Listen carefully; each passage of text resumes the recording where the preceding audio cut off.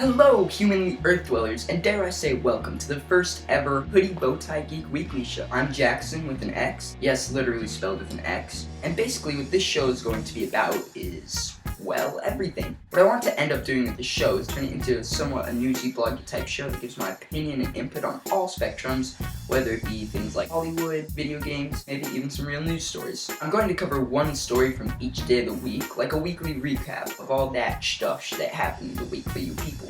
So now, before we get started, let me give you a little bit of background on myself. My name is Jackson Thornton. I play goalkeeper or goalie in soccer, and yes, I am a geek. And for me, what geek means is someone who's just really attached to something, or maybe even like an obsession. There can be sports geeks, video game geeks, movie geeks, TV show geeks, comic book geeks. Even though I might not be into all that stuff, although I do have a ton of respect for people who have different interests than me and some of the beauties of this awesome and terrible and terribly awesome world. I myself am huge into TV and video games and school, I guess. I call my YouTube channel Hoodie Bowtie Geek because it's pretty self-explanatory. I'm a geek, I love hoodies, and I love bow ties. So most of the time you will probably see me in one of the two. Right now I'm wearing probably my favorite hoodie. It feels like someone's constantly giving me a hug whenever I wear it. And it's probably a women's sweatshirt. One last thing you should know about me is I'm not very good at editing. I currently film on a MacBook with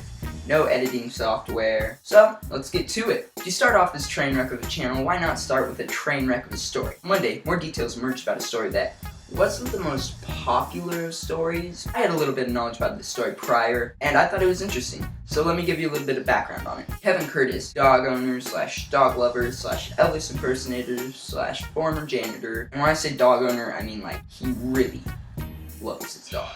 His dog named Moo Cow. Yes, that's the dog's real name. He and his dog, Moo Cow, were driving down the road towards his ex-wife's house to have dinner with the kids on a late April day earlier this year. When all of a sudden,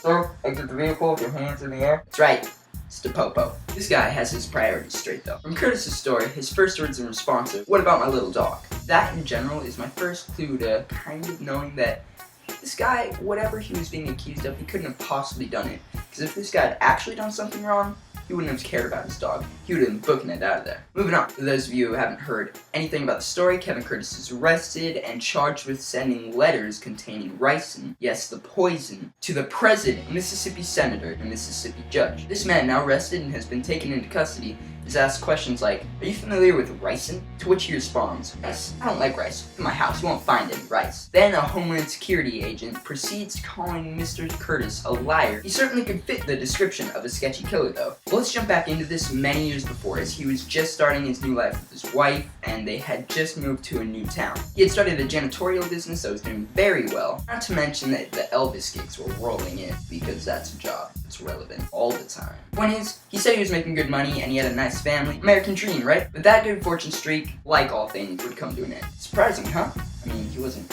put into custody for trying to poison the president or anything like that. One day, while cleaning in the ER of the North Mississippi Medical Center, he's working hard and he got thirsty, so he started in search for a Dr. Pepper.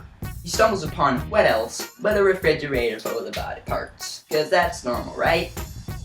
You've never stumbled upon a fridge full of body parts?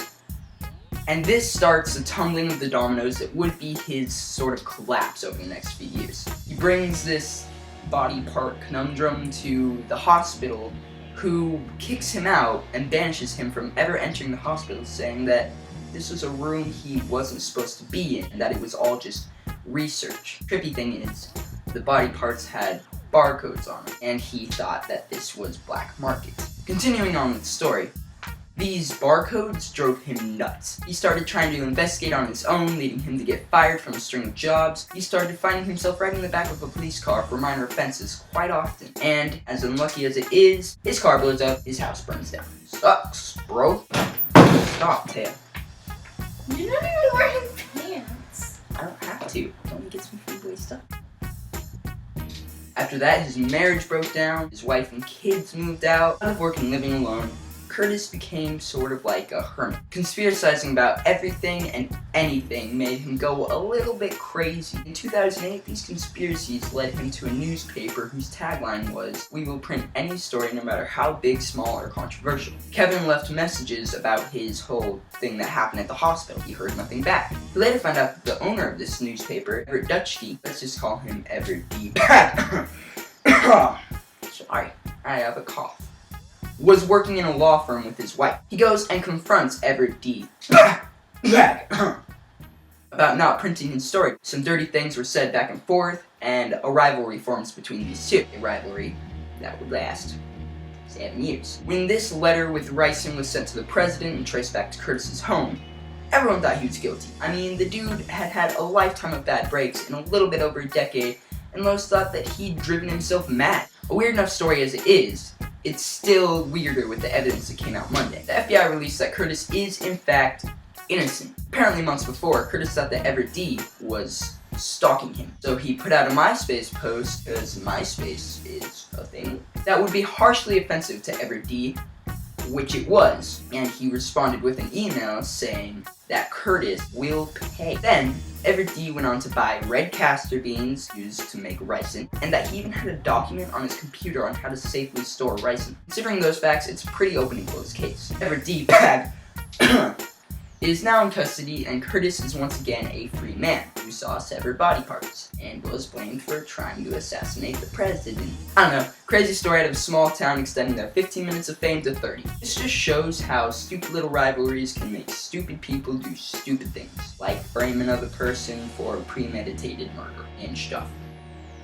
Our Tuesday story is tragic, yet like best dad ever type story. And just so you know, all the details came out on Tuesday, but it actually happened on Monday around 11 a.m. The tragic part, a family of 6 was taking hike when witnesses report as the cliff beside them just kind of slid off. And then there, standing on the cliffside, is the family. Needless to say, 5 were confirmed dead. Witness immediately called for help, and after much digging, Gracie Johnson was found alive and airlifted to the nearest hospital with no other injuries and a broken leg. But she was also in the midst of the avalanche. So how'd she survive? Insert awesome dad part here. According to witnesses, Dwayne Johnson, 45-year-old and father of Gracie, saw the boulders at the very last second and grabbed his daughter as to protect her from the falling rocks. I guess you could call him the real Dwayne "The Rock" Johnson. Too soon? Unfortunately, all of her family members with her on that hike, including her mother, father, 18-year-old sister, and 3 of her cousins, were killed in the event. And that's the most terrifying part of the whole thing for me. Not only was her family killed, but at that age, 13, not much younger than myself, parents and sister were stripped away from her, and now she's gonna have to live the rest of her life without them. End of the story. Awesome dad, tragic story. Gracie Johnson, my thoughts and prayers go out to you. On to Wednesday. Twitter. We all know it, love it, and hate it for having exactly 5 too many characters and having to cut out spaces and numbers, etc. on your awesome tweet. And for those of you who don't know, they make a buttload of money. Surprising, right? I mean, it's only Twitter. Personally, I love it. By the way, don't be afraid to follow me at Jackson Thornton. I'll link in the description down below. Thing is, for a long time, they made negative money. For example, this year they've lost over $70 million. What? But my life is a lie. But Jackson told me that they were making so much money. Why, Jackson? Hold on. Calm your pajama pants. Assuming that you enjoy pajama pants as much as I do. Because in very little time, they will have plenty. Don't worry about them Twitter inventors over there. Twitter CEO Dick Costolo makes an annual salary of $200,000.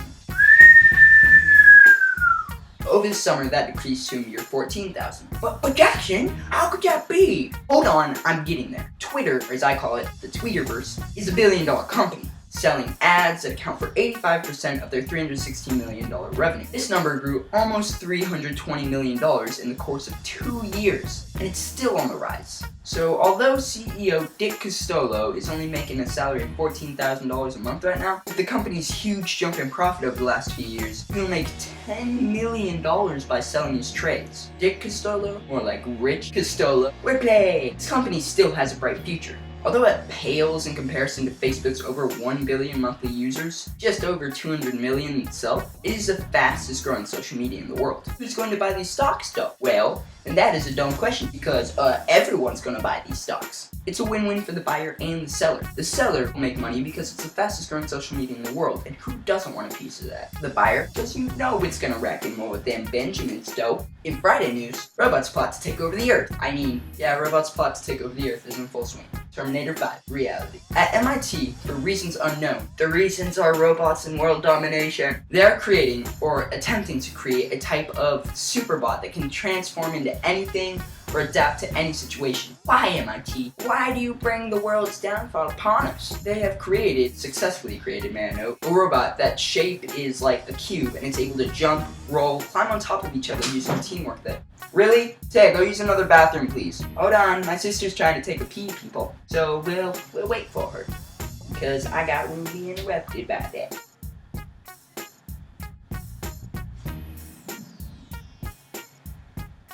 They have created robots in the shapes of cubes that are able to jump, roll, climb on top of each other using teamwork within robots never seen before, and even hang upside down. Kyle Gilpin and his team of researchers, including John Ramonchin, explained that we want hundreds of cubes scattered randomly across the floor, able to identify each other and work together, and automatically transform into a chair, a ladder, or a desk on demand. Right now they are only very tiny cubes, but with human help, who knows how big these things can become and what they will be capable of.